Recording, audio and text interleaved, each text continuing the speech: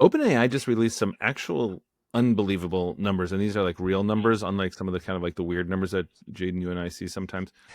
But what they're report, right? You know what I'm talking about, Meta and everybody else out there. But what they're reporting is that in June 2025, they announced they now have 3 million paying business users, which the unbelievable part is that that's a 50% increase from February 2025, not February 2024. February. So in 2025, February 2025, they said they had 2 million paying business users.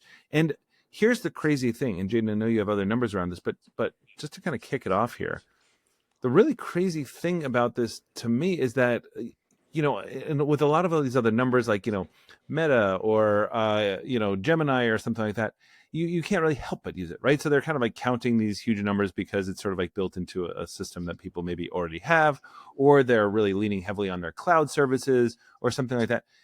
OpenAI is ChatGPT. That's really all it is. And the fact that people are so, it's not just like it was first out of the gate.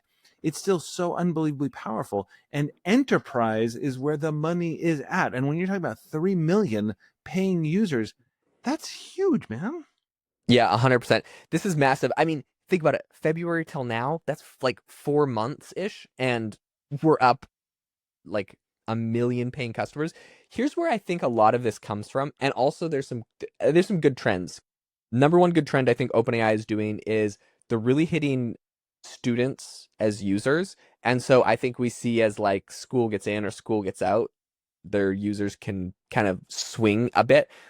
But also you can think of, because they have so many free tiers, I think they just get everybody to try it out. And at some point, if you're going to start using it for school or for business or work or something that's actually, related to your success or like a certain amount of money you're trying to make or whatever, you're going to just pay the $20 a month. So I think that's a big way. Another thing that I think of when we see like big number jumps. So they said that they actually just hit $10 billion in annual revenue. And this is up from about 5.5 billion last year. So they've almost doubled their annual revenue. And it's not just doubling, like 1 million to 2 million. We're talking 5.5 billion to 10 billion. They're making some really big jumps with users and with revenue. And it also makes me think of the fact that OpenAI is doing some very creative things outside of the box, I think, to gain revenue.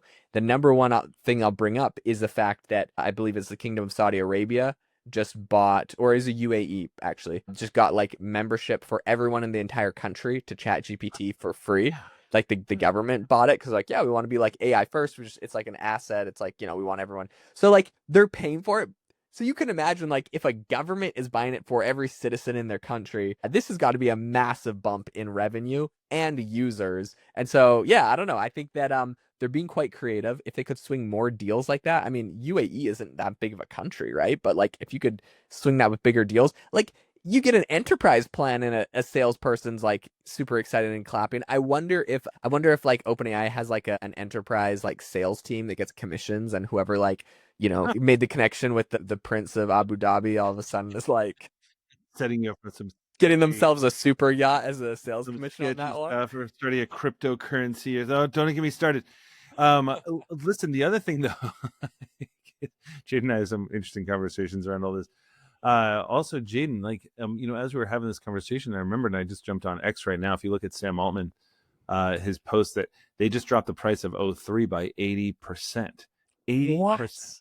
Yeah. So so what it is now is, hold on, I was just scrolling through X to see it. It's something like, oh man, I just had it. It was something like $8. So it's I think it's $2 per million input tokens and $8 per million output tokens. So essentially, guys, if you're like a developer or something like that, or if you're using like I don't know, just whatever, like, as you know, token is, just think of it like a word or part of it. Think of it as a word basically.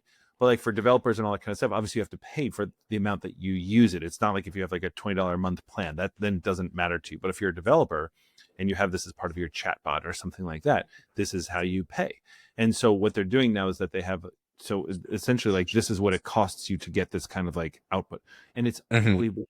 80% for this O3. They must be losing just absolute gobs of money. But to Jaden's point, they're hopefully, for them anyway, getting everybody sort of like hooked on like, oh my gosh, I can't go back. This is why they're putting O3 into operator as well. They're just, They're using their best models because I think they really want to keep the momentum. I think that one of the things that OpenAI realized was that as soon as like somebody else sort of like has a better model and people might start switching or something, they are not letting their foot off the gas, so to speak. So it's not only cheaper, it's better. And Jaeden, the other thing, just kind of anecdotally, when we were first looking at the EDU version, which is like the enterprise version for NYU, for example, so I'm at NYU Stern, the business school there.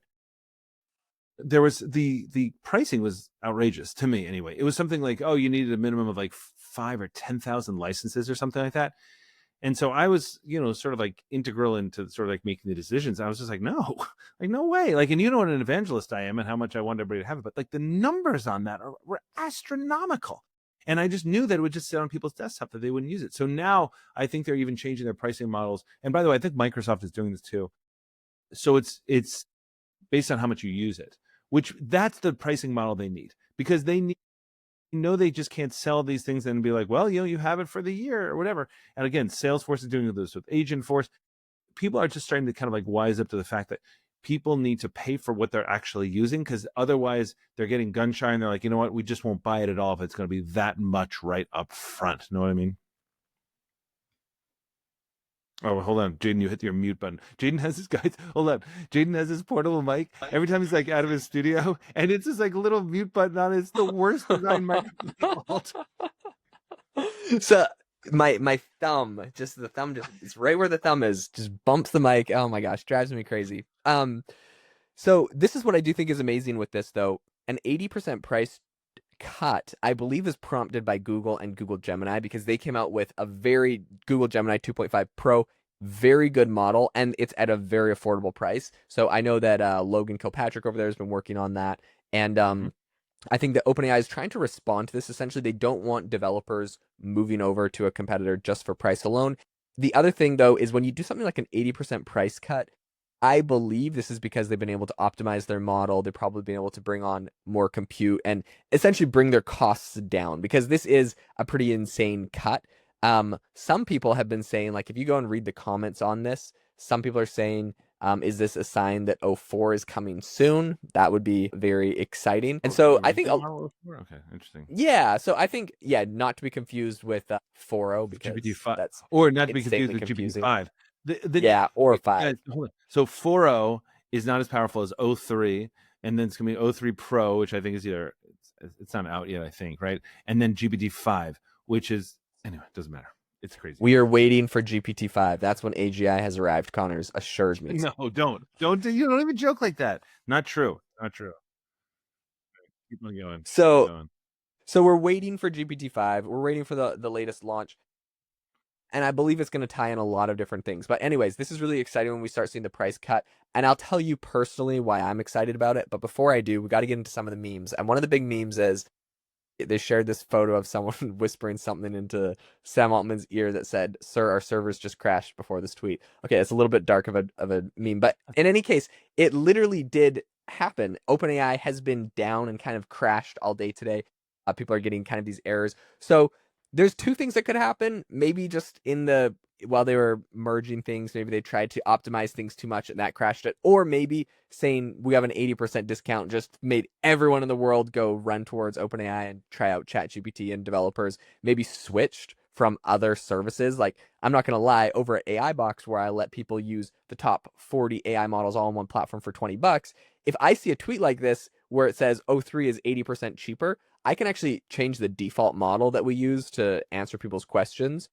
Right. I'm going to switch my default model to this because it's going to be 80% cheaper. So people are going to be able to use way more, they'll be able to use way more AI tools on there. So I think there's probably a lot of companies also doing that. And then, of course, we get the big crash of the company. I'm sure OpenAI will stabilize out soon, but I do think No, that's but kind of fun. also the crash was happening because I was up in the middle of the night because I was flying back from Utah on a red eye, and so it started happening for me like middle of the night. So this was definitely not sort of like this morning or anything like that. That's number one. Number two, I hear you about sort of like moving over to O3, but so I use 4.0 and I use O3, and the really cool thing is that within the same chat you can switch between things you're using, right? So I'll be sort of like using 4.0, which is the normal one, and then I'll be like, wait a minute, but I want you to think about this. So I changed the model mid chat, to O3, so that it'll answer that question. But I often go back to 4.0, and the reason is O3 drives me. O3 is amazing for a lot of things. It also drives me a little nuts because, first of all, it takes some time to think, which is only a few I seconds. know. So, I and the hate it. thing is, O3 will not answer anything for me except unless it does it like in a table, like a giant. I'm like, just tell me what you're. I'm like, hey, so how should I think about this? It's like, well, let's break it down. I'm like, I don't want to break it down. Tell me that stupid thing. And it's like these massive tables and things like this. And I'm like, so I go back to like the quote unquote dumber model because I'm like, just what was he saying over there? What was he talking about? He's like, oh, sorry about him. You know, he just gets like that's what it's like, right? So I just like, so O3 is great and it's cheaper and all that kind of stuff. But you guys will start to get, if you're not already there, you'll start to kind of like get a feel for when to use O3. So if I'm doing like, I don't know, like a sort of a new work strategy or a pricing model for somebody, or like, hey, let's come up with a new whatever. O3 is great. Like, and I'm not talking about deep reasoning, I mean, deep research here. Just talking and deep research, I only really use for like, competitive analysis and things like that, right? It's just, I don't. Connor, I need to convert you to Grok 3. I use deep research and the think button. You just add think and it just adds more compute to your question. It's pretty quick and it gives you just as good as O3 responses. That's probably one of the reasons I use it. And I don't actually know if it's much faster, but what it does do is it has this really quickly revolving list of everything it's asking itself and doing, and you can like see that. And it feels like it's talking out loud. And so Oh, it just that's feels like cool. it's answering the question quickly. I don't like the loading bar where you just sit there and watch it load I really know. slow. You have no idea how long it's going to take. And you have no idea what it's doing. So for all intents and purposes, it's just wasting your time. At least with Grok 3, when it does it, you can literally see it's like thinking about how the user said this, but maybe they actually meant this. And I actually think they probably need to do this. So then we're going to do, and it's just like rapid fire. I think that was a really good UI. Someone over at You're Grok needs a really good raise for UI. that. You're right, because it's sort of like you're sitting in traffic and it's just driving you crazy, even though you sort of like want to take the road that's free, even though it would take you the same amount of time. Like you just Yep. want to feel like something's happening. Like I Yes, think that was sort of like 100%. geared that way. That's actually a really good thing. By the way, separately, and I know we got to wrap here, but separately, I kind of like I don't like seeing how it's thinking because like I'm always like, hey, what do you think about this? And I always feel like an idiot because like the user's trying to ask this, like I don't know, like how he doesn't understand. You know what I mean? Like it just makes me feel like such an idiot every single time. I swear to God. Like I literally I turn away from the screen because it's like, so it turns out this guy doesn't understand blah blah blah. So anyway, I kind of hate that and I want to like it. But anyway, so like just kind of you'll mess around with this, but don't think that O3 is just better, quote unquote better. It's just like for Yeah, different kinds of true. all right, listen. We are always grateful when you guys like leave ratings and reviews, guys. Like we are building, but please, this week we have something very, very special to ask you, and that is if you could leave a rating and review. We want to see these jumps because it really does. We get like these really cool guests on every once in a while and stuff like that. And that's the credibility play that we need to get on like the Mustafa Suleimans and stuff like that. And we have another one kind of like coming up, which we can talk about in the future once we sort of like nail it down. But that comes from the number of rating and reviews. It's just that simple. So if there's anything you can do for us, it is just that. Thank you for listening. Thank you for hanging out with us. And we hope you have an amazing rest of your day.